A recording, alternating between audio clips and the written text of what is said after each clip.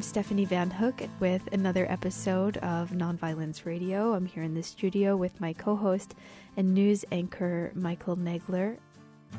We'll be talking with Robert Levering, who is executive producer of The Boys Who Said No, a film about draft resistance and nonviolence, helping to end the Vietnam War. It's a very important story and one that has a lot of implications for nonviolence today. We're very excited to have Robert Levering with us. Robert, thanks so much for joining us today. Glad to be here.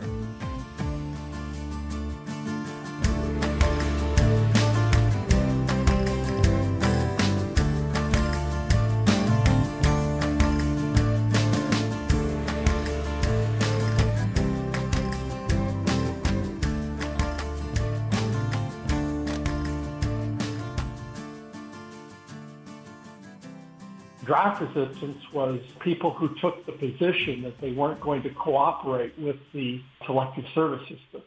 We haven't had the draft in terms of drafting people into the military since 1975. But during the Vietnam War, all young men were subjected to being drafted into the military. And the different positions you could take is, of course, you could go straight in. And then you could also, try to figure out some way of getting out. The way the system was operated at the time, many people could get deferments. And the other thing is that you could apply to be recognized as an opponent of all wars, and that was called conscientious objection. Or you could try to figure out various ways of avoiding the draft. Draft resistance were the people who refused to cooperate with the system. Oftentimes because they thought the whole idea of cooperating with the system that would put you into the, put you over in the jungles of Vietnam, to be ready and willing to kill people or be killed was immoral, or, just oppose the war for some other reasons. But at any rate, there was a subset of the people who were opposed to the war who refused to cooperate. And we were called draft resistors. We, literally resisted the draft. Or in Gandhian terms or nonviolent terms, we were the people who were not cooperating with the system. We withdrew our cooperation with the system. I'm gonna lay down my sword and shield down by the riverside.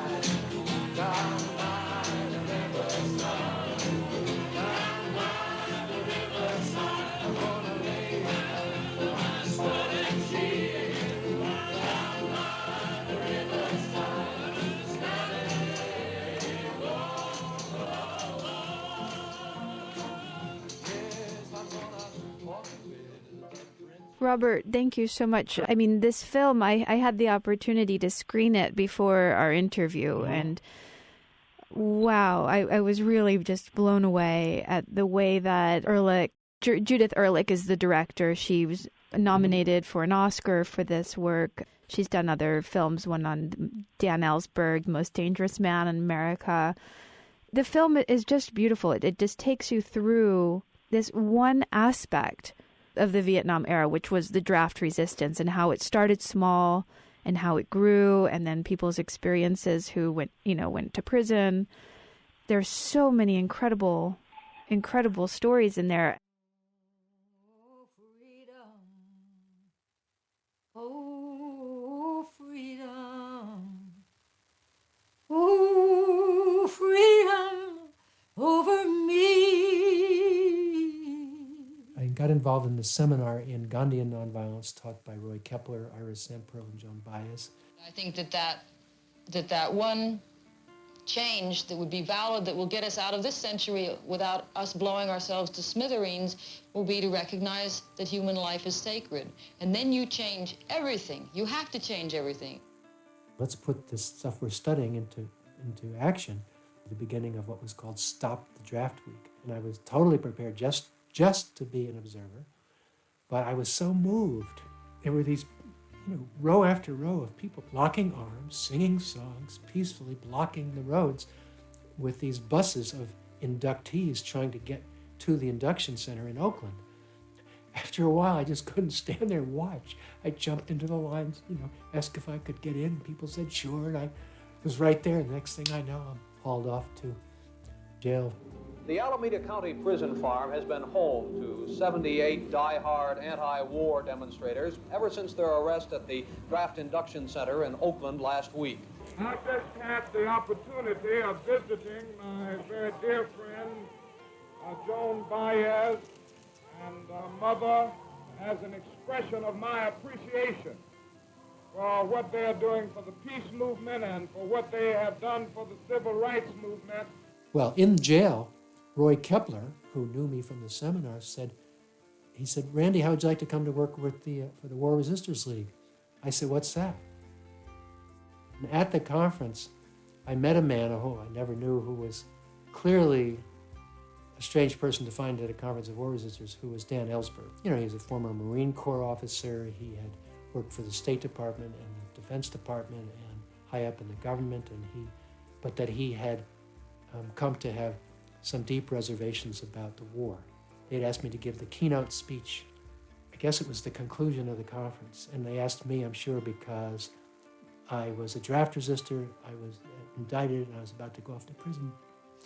I had been thinking during Randy's talk, I'm glad that these people from all over the world are here to see him, because he's the best we have. When I heard you say these words, I'm going to prison, it was as if an axe had split my head. But what had really happened was that my life had split in two. And it was my life after those words that I've lived ever since. Okay, now what can I do to help end the war now that I'm ready to go to prison?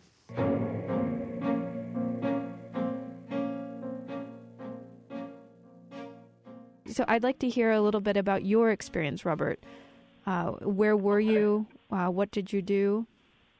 And just how that that fits into the whole film, because it's these stories of people that just really blow you away with how it's a part of an orchestrated nonviolent resistance movement.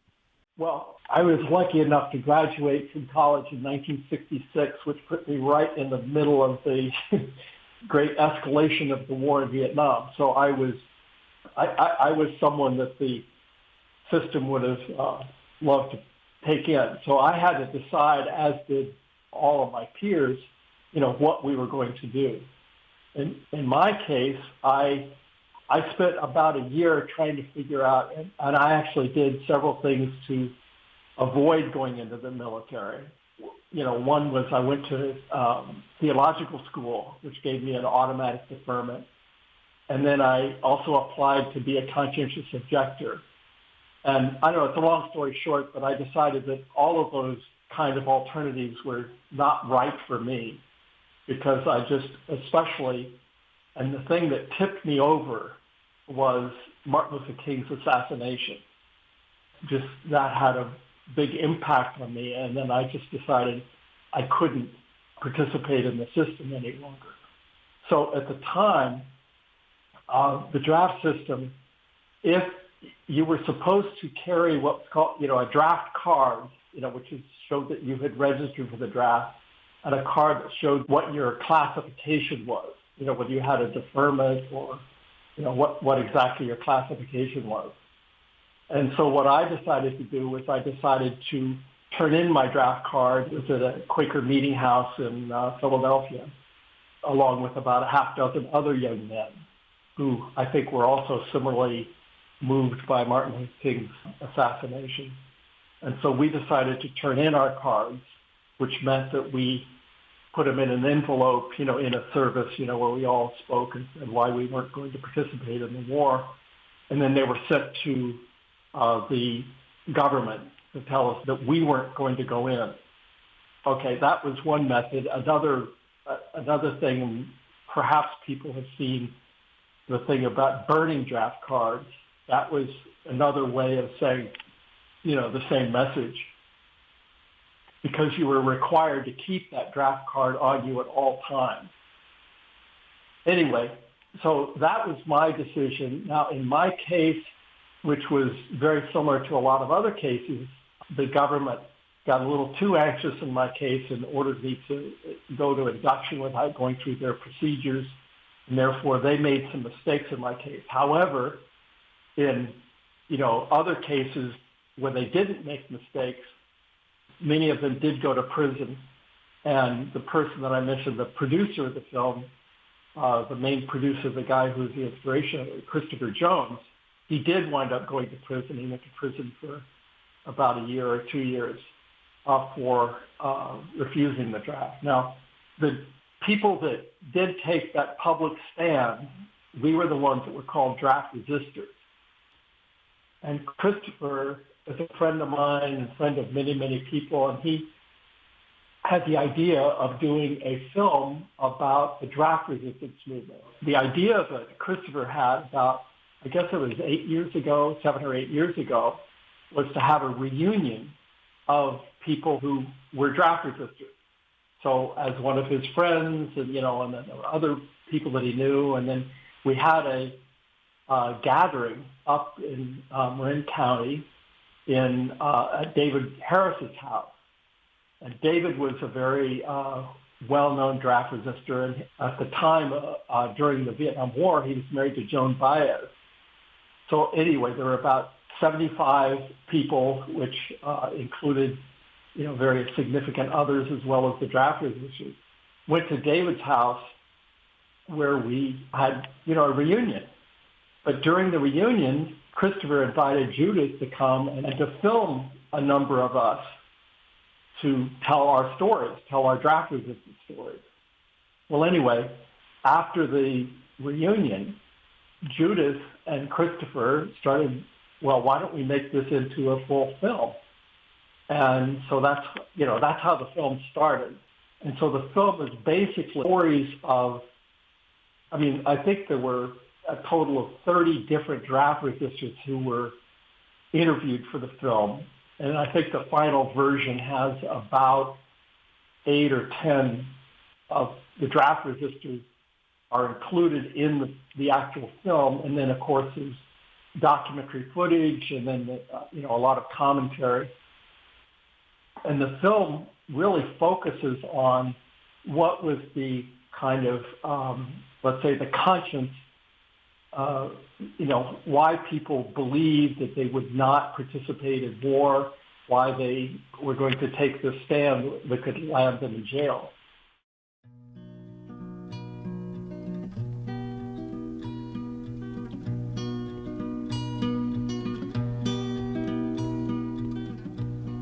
Show me the prison, show me the jail, show me the prisoner whose life has gone stale, and I'll show you a young man. This is war. It's the biggest war in the world today. It's one of the strangest wars that ever happened. There are no battles, only random engagements, minor wounds through which a nation and a way of life bleeds to death. How it ends will decide the fate of Southeast Asia. It may actually be the start of World War III.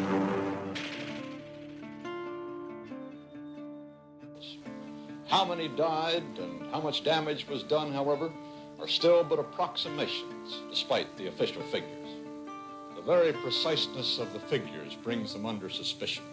Anyone who has wandered through these ruins knows that an exact count is impossible. Why, just a short while ago, a little old man came and told us that 2 VC were buried in a hastily dug grave up at the end of the block. Had they been counted? And what about these ruins? Have they gone through all of them for buried civilians and soldiers? And what about those 14 VC we found in the courtyard behind the post office at Way? Had they been counted and tabulated? They certainly hadn't been buried. And now there are images of the war being played on television screens every night, from what I understand from the film. Can you speak to how that influenced the opinion about the Vietnam War both for good and for perpetuating it. I don't know that anybody who was not a sociopath would have found that, the nightly news to be something that they would want to participate in, but I guess there are some people that did that. But mostly it was a horror show. At the time, one of the main tactics that the government had was to increase the body count, the number of people, the Vietnamese that were killed. And I just think that it made, a lot of us just really realize what the reality of the war really was about. And so that just had a very big impact on everybody. I'm not sure how many people were convinced that the war was a good thing, but I think it was mostly a bad thing. Right. And then just as a kind of a footnote, since the Vietnam War, the government has done a very good job of avoiding having those kinds of scenes conveyed to the American public. Mm-hmm. I mean, what happened with Iraq and Afghanistan has been what they have embedded journalists, which means that the journalists are much more controlled than they were in Vietnam. In Vietnam, they basically had the run of the country, and there was no real censorship, as there had been in previous wars and in subsequent wars. So that was certainly part of the deal. Now, one of the things that I think is really important in terms of when we talk about nonviolence was the impact that the draft resistance movement had. The draft resistance movement actually is what just on its own forced the end of the draft.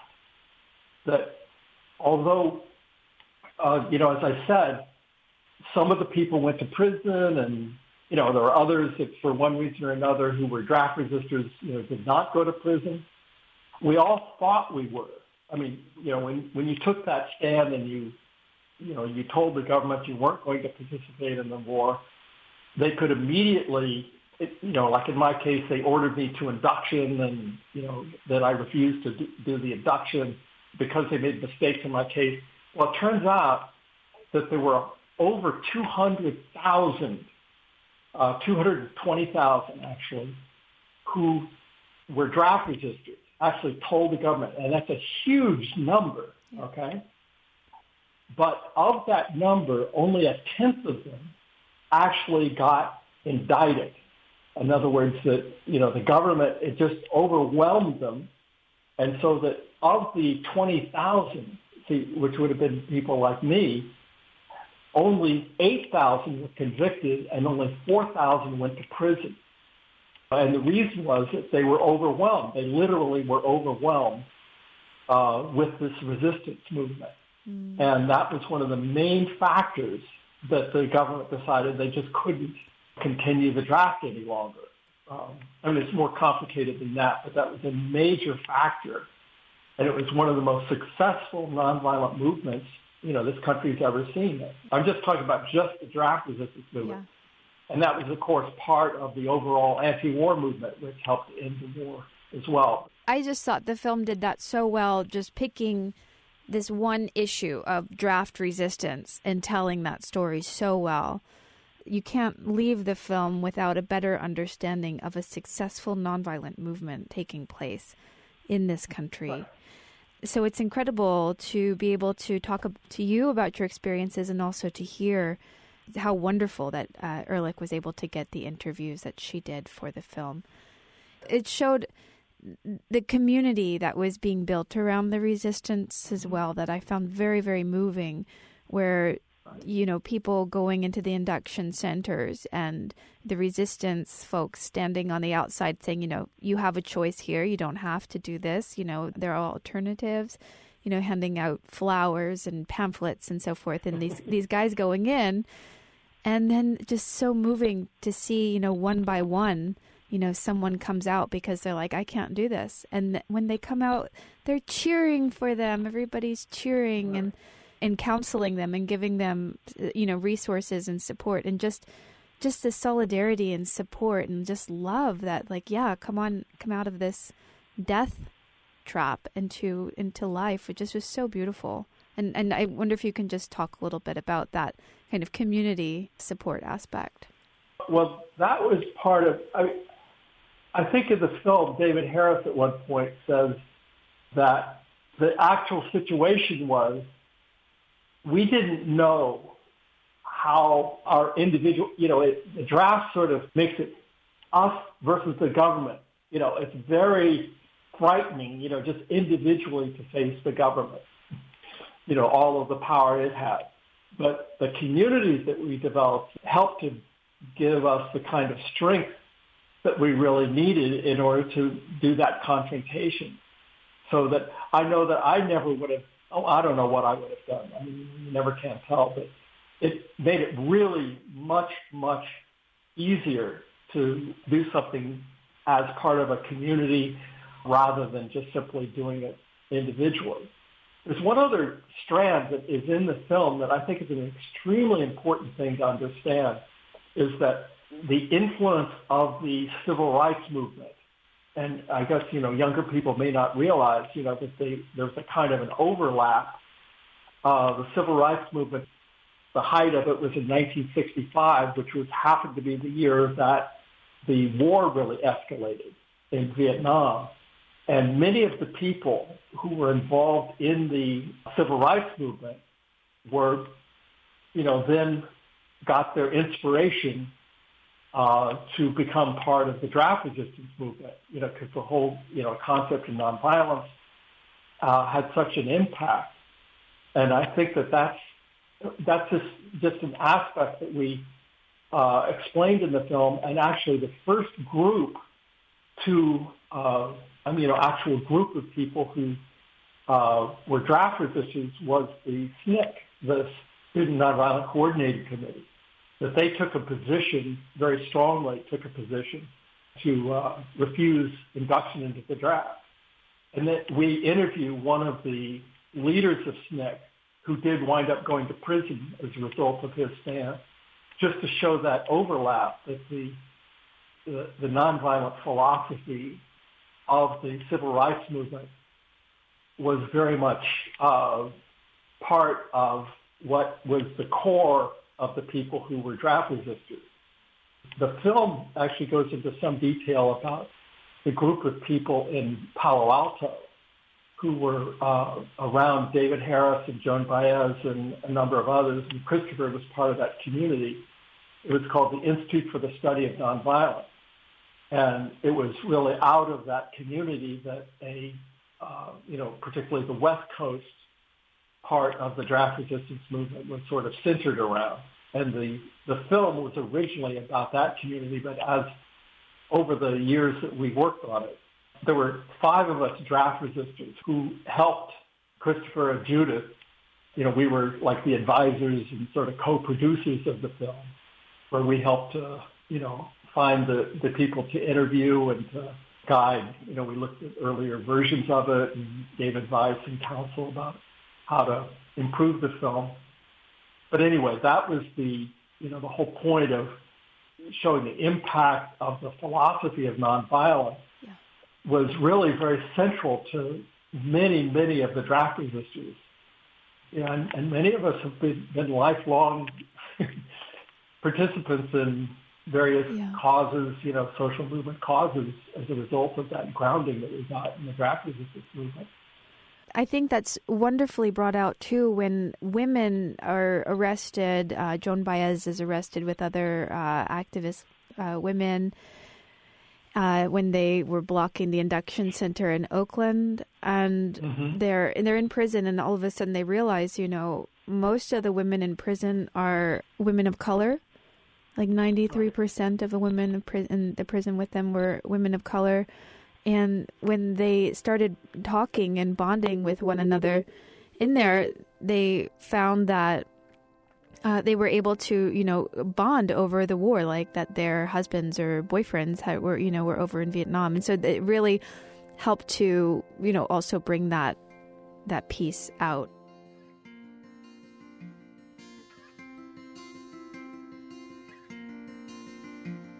Farewell, my wistful Saigon bride. I'm going out to stem the tide, a tide which never saw the seas. It flows through jungles around the trees. Some say it's yellow, some say red. It will not matter when we're dead. How many dead men will it take to build a dike that will not break? How many children must we kill before we make the waves stand still?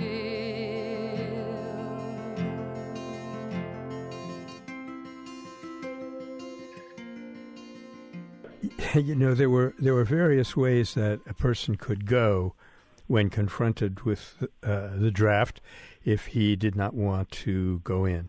And you could not want to go in for various reasons, some being cowardice, and ranging all the way over to the kind of principled objection to war itself, which you represent so well. So there was the religious objection. I have a brother in Canada for that reason. There was the famous expression when I was living in Greenwich Village at that time, it was soap in the armpits, because you could go in for a medical and flunk your medical by various ways, the psychological part or the physical part. But none of those have a political impact, and it's for the future, to really change the system, to really wake people up. So the kinds of things that you did and that I was not able to do because I had this 2S and had a daughter were the ones that really the only kind that had an impact. But there's an ambiguity here, Robert, and I'd really like to hear your commentary on it. And that is this, that without the draft, what you have in effect is a poverty draft. In other words, people who are not well enfranchised in the society, they're offered an education, salary, and social standing in some quarters by enlisting. So the impact falls most heavily on disadvantaged communities, whereas the draft per se is more democratic. So could I get your thoughts on that? I think that the draft is unnecessary. The number of people that are actually used by the military is just much, much less than they could possibly use, with a full-blown draft. So that's just one piece of it. There's just the numbers, therefore who goes in and who doesn't is, how do they figure that out? And what they did during the Vietnam War was you have alluded to your 2S deferment. See, what conscription existed, but students were left off the hook.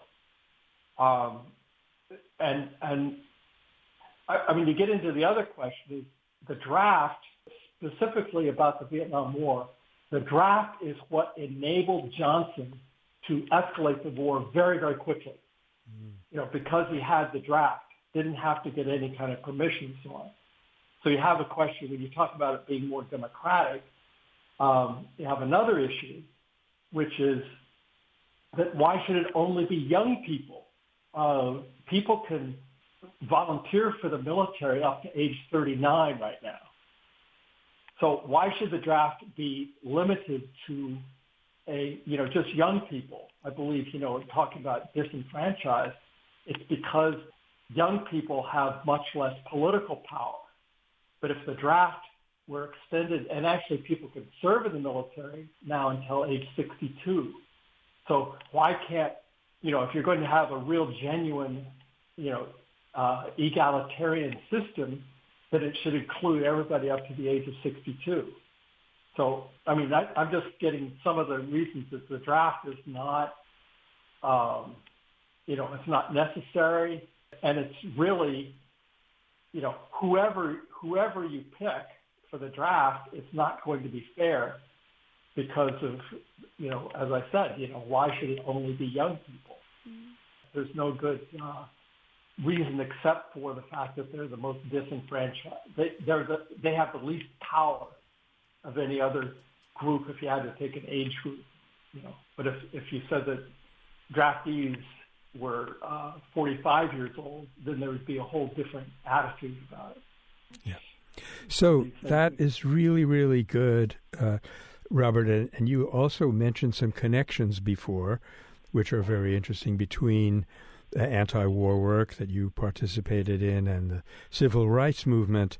I just remembering that we had at my campus, Berkeley campus, we had, of course, the free speech movement. And we won our issue in the free speech movement, and we had these big, huge rallies on Sproul Plaza, 20,000 people. And then one of the last meetings for the FSM, people were about to go home, and Mario said, "Don't go home, folks. We have a war to stop." And so that folded right in to the resistance that you were talking about. That's true. Let me just go back to your previous questions for just 1 second. Most people don't realize it, but the Congress is just about to expand the registration for the draft system to women. Well, without getting too technical, it's almost to be approved, and it will probably be approved in November.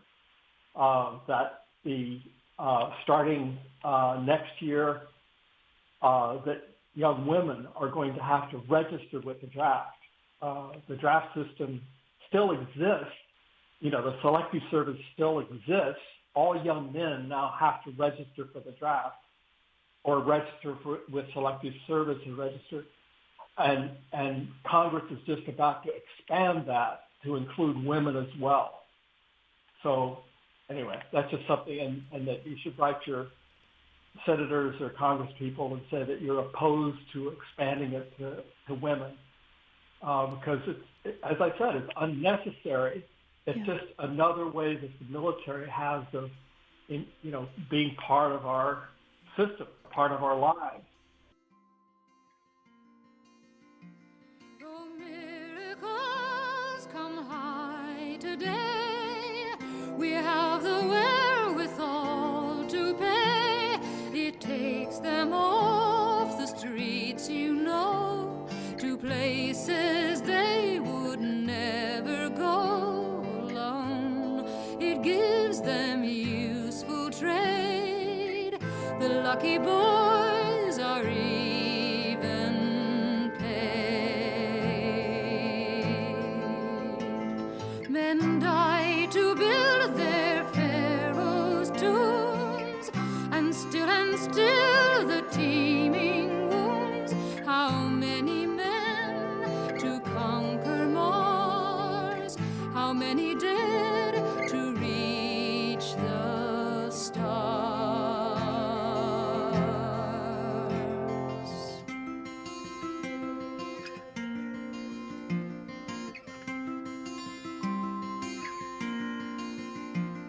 Farewell, my wistful Saigon bride.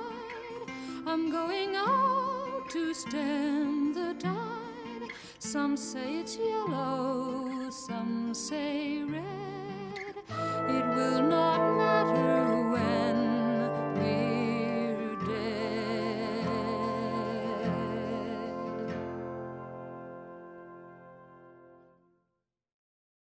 We are speaking with Robert Levering. He is an executive producer of The Boys Who Said No. Judith Ehrlich, the director, was nominated for an Oscar for this incredible documentary about draft resistance to the Vietnam War. And it's an incredible documentary. There'll be an online gala for it October 15th. Well, Robert, another thing that I really appreciated about the film was that I felt like these men and women who were participating in the draft resistance, it wasn't just about ending the draft. It was about ending war. Mm-hmm. Like ending the draft was a strategy in order to end the wars. And then, then you have other strategies in there where they, people are defending themselves in front of judges. without lawyers, and they're standing there and telling their reasons, and they're saying, well, we hope that if enough of us tell our stories, that we're going to move the hearts of these judges and they're going to stop giving convictions to people, right? So the idealism of a movement that thinks that it can actually end war, not just the draft, but this is about ending war. I don't know if we have that today. I don't know if people feel that war is something that we can end because it is so embedded. And so our fights are much smaller, right? Can you speak to this? We just have to fight it in every way we can think of, that how it touches us. And right now, I think the most important thing is to, voice objections to how the military is encroaching. There's a number of things in terms of lobbying Congress that are important. Like right now,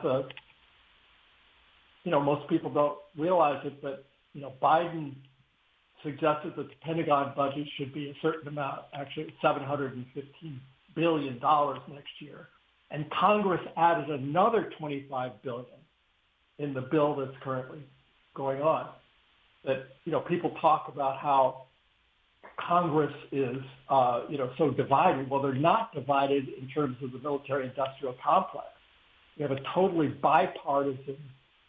Everybody's in lockstep about this, and I think that's one area that we can say, hey, no, we should cut down the military. There was a bill that Barbara Lee sponsored to try to reduce the Pentagon budget by 10%.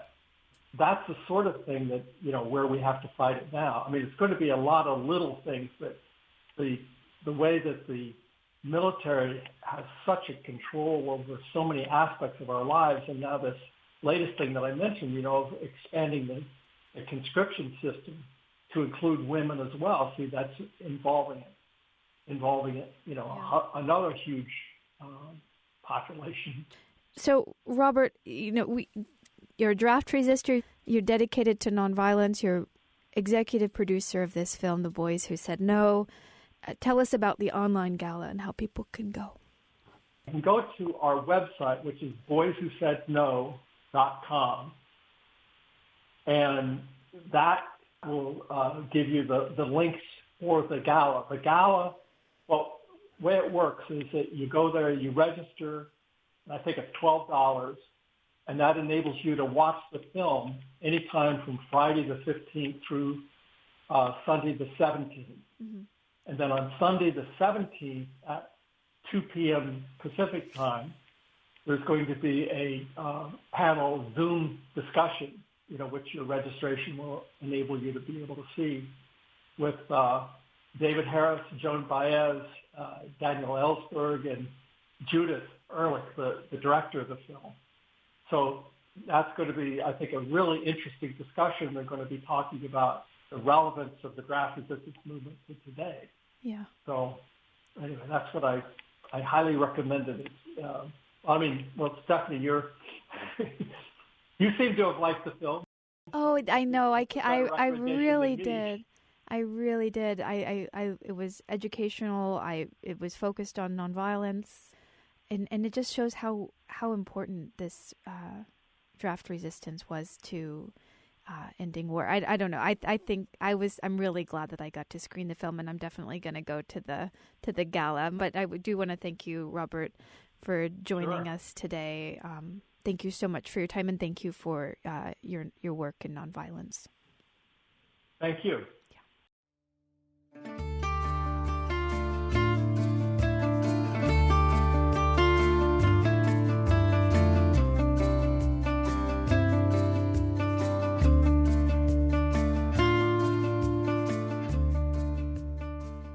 You're at Nonviolence Radio, and we are just finishing an interview with Robert Levering. It was an executive producer of The Boys Who Said No, a film about draft resistance to the Vietnam War, and there'll be an online gala. You can find information for that from boyswhosaidno.com.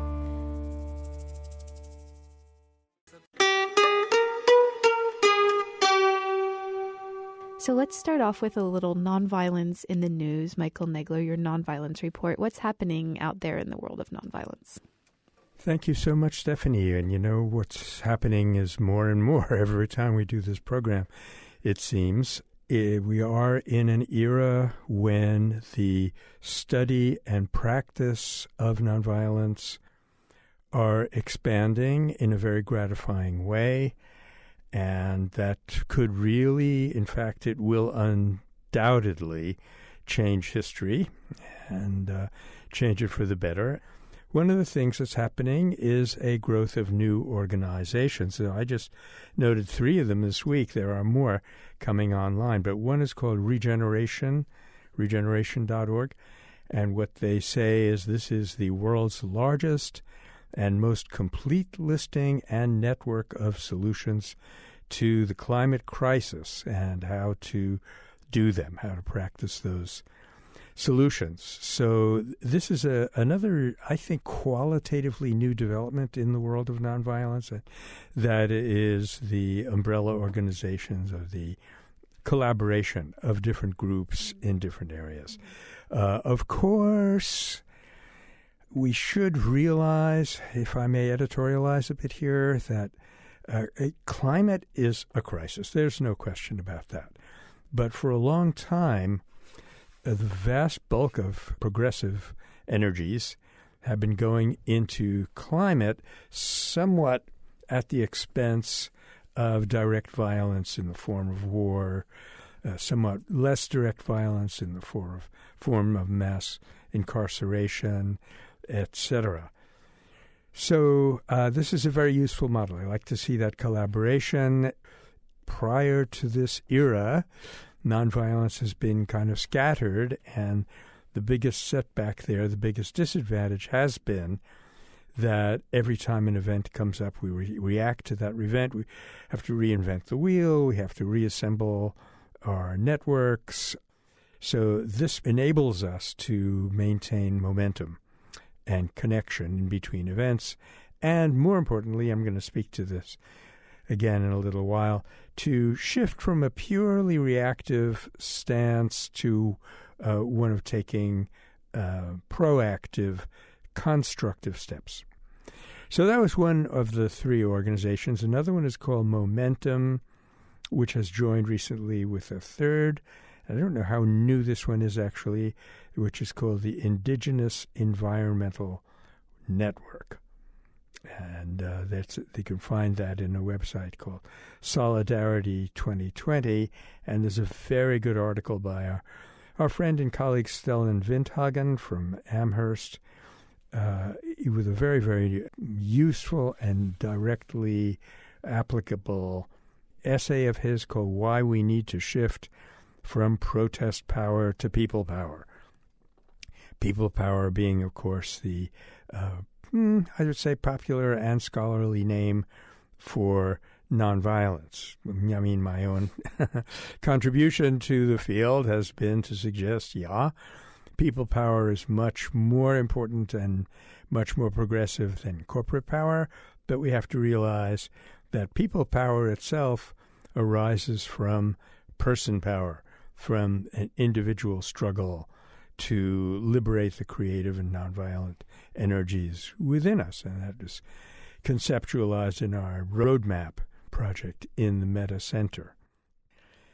So November 2nd, there will be a program on Pace Bene, which is, again, one of our longer-standing, more venerable nonviolence organizations, Franciscan-based. And it's called The Spirit of Nonviolence. Isn't that wonderful? The Spirit of Nonviolence. And it will be an online course on November 2nd. Now, there is a controversial issue. I don't want to get into the whole thing, of course, but that is the issue of abortion. Texas has made a move to render it illegal, which has been blocked by a federal judge. And this is a really vexing issue. It's divisive, not only between right and left, but within the right, within the left. And I'm remembering a formula of Bill Clinton on this, which I always thought was, it's sensible, it's accurate, it's useful. We should have made it into a mantra, if you will, for the movement. He said that abortion should be affordable, safe, and infrequent.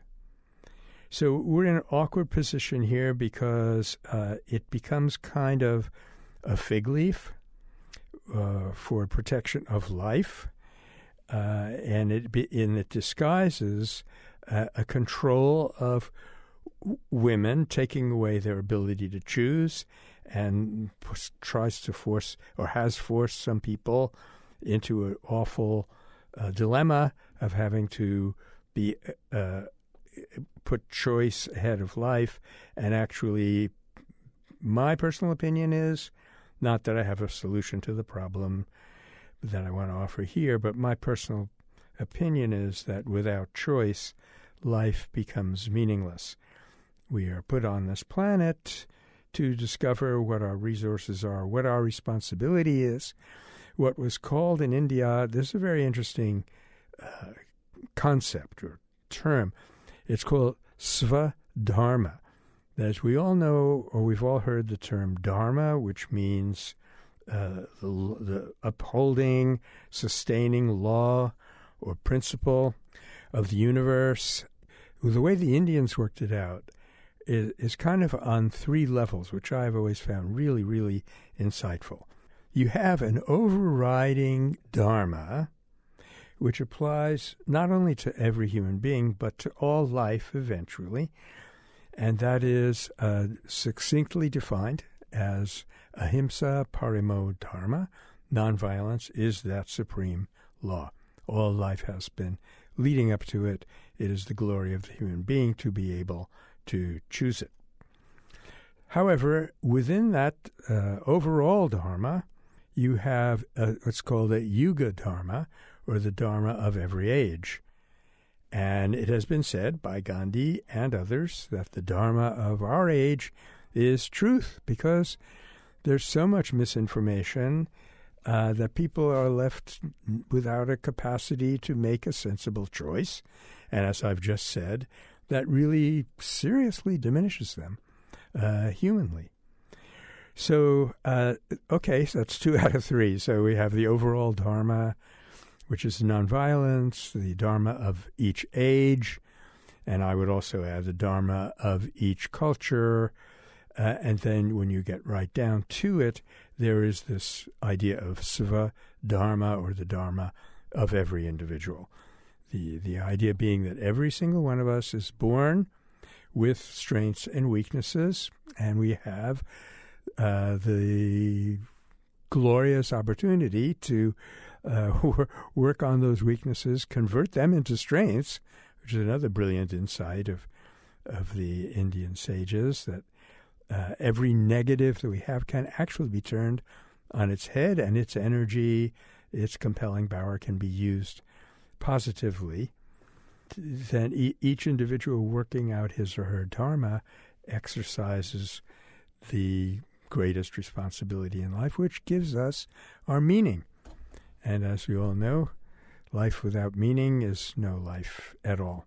And here I would recommend a famous book by psychiatrist Viktor Frankl, who spent 2.5 years in Auschwitz. He wrote a book called Man's Search for Meaning, which was really where I began to realize the importance of it. Well, a couple of other things here at this point, Stephanie. I'd like to mention a couple of awfully good articles that have just appeared in Truth Out, which is one of our major sources of alternative and sometimes nonviolent news. One of them is an article by Noam Chomsky. The article is called Chomsky, It's Life and Death, Intellectuals Can't Keep Serving the Status Quo.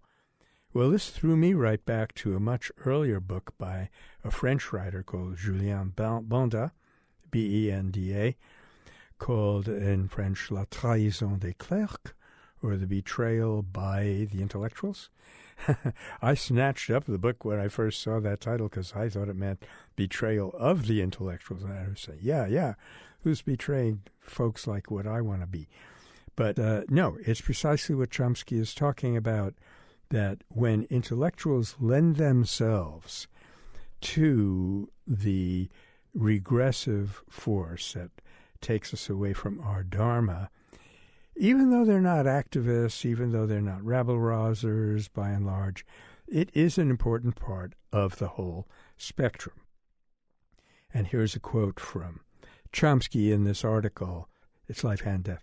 He says, "The task of a responsible person," which he defines as anyone who wants to uphold intellectual and moral values, "is not to speak what they regard as truth to anybody, the powerful or the powerless, but rather to speak with the powerless and try to learn the truth." In other words, he is reacting, of course, to the slogan, "Speak truth to power." And he says this is always a collective endeavor, and wisdom and understanding need not come from any particular turf. So that was a clever turn of phrase, which I'm just placing before you, more or less without comment. Our job is not to speak truth to power, but to speak with the powerless to try to learn the truth. Yeah, I think those two things go together well. I'm reminded that one of the reasons that Albert Einstein fled Germany was not the anti-Semitism that really hadn't peaked yet, but that Hitler had sent a petition around that intellectuals, back on that topic, intellectuals had to sign, and the petition stated that German culture is German militarism. So that's that embeddedness, if you will, that Robert was talking about. So I mentioned that there were 2 articles among several others that I wanted to highlight in Truth Out this latest week. And this other article is called "Channeling Spirit of Revolution, Chileans are drafting a democratic constitution." So Chile, of course, has been an extremely important struggle and a laboratory for this kind of struggle, a class struggle. Back in the 70s, Salvador Allende was president, and he was basically destroyed by the Nixon administration. And then in the 80s, late 80s, 1988, you had Augusto Pinochet, who was essentially, well, he was extremely dictatorial. He's living in exile now in Spain. And there was a popular uprising that put him out of power by one of those constructive, not particularly confrontational methods of a popular referendum. So it's very important to watch this laboratory and what will become of it, and you won't see much of it in the mass media, but our alternatives, popularresistance.org, Truth Out, Alternet, and so forth, I hope will be following the process in Chile.